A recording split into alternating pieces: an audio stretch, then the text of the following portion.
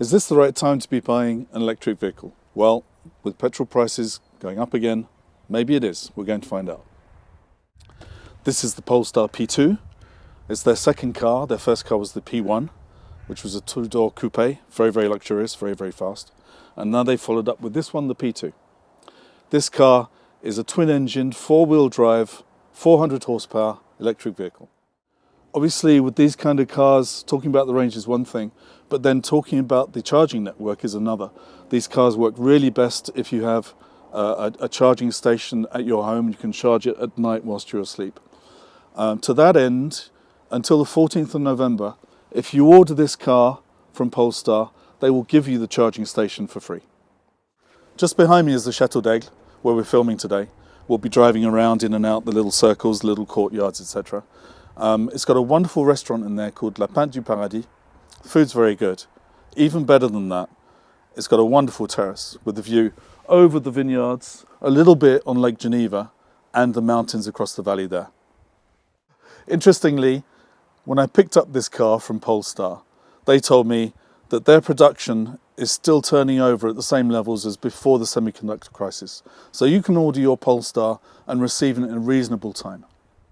So this Polestar P2 retails at about between 50,000 Swiss francs and 60,000 Swiss francs, depending on the spec, obviously.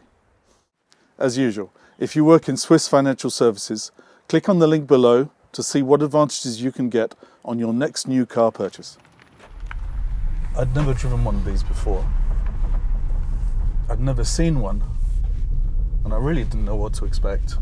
But bearing in mind the amount of looks you get from everyone else on the street, people craning their necks around to look at the car, I don't think anyone else had seen this car either. With this one, last few days I've been, when you fill it up and you fill it right to the top, you totally charge it, it shows about 400 kilometers of range. What you don't expect, and nobody ever mentions it, is that the turning circle is very tight, because there's no engine in the front and the steering rack has got lots of room, and the wheels can turn to the total right or the left. And it's so much easier to drive around town, and that's a nice thing. That's a great thing. So on the inside, this car is lovely, I think. The seats are very, very good. They're very comfortable, and they hold you as well. They're quite sporty, but they're not uncomfortable. The quality of the interior is very high, I think. The quality of the materials is very, very good.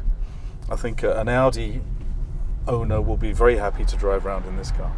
Probably the fun bit in terms of gadgets is the central screen, which is very big. It's high quality as well. This is, I think I'm right in saying, one of the only cars in the world that's linked into Google Assist. Okay, so what I'm going to do is I'm going to try Google Assist now, but we think it's probably configured in French, so I'm going to have to say, hey Google in English, and then ask my question in French, I suppose. So we're going to see if that works. Here we go. Hey Google, j'ai faim. Compris. Je demande à radio de lire j'ai faim. Excusez-moi, une erreur s'est produite. Veuillez ouvrir l'application pour continuer.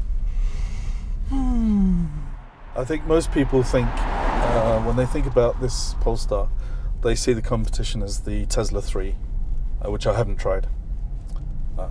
And it's true that these cars are very similar, certainly in size, performance, range, and quality. So now we found ourselves a supercharger.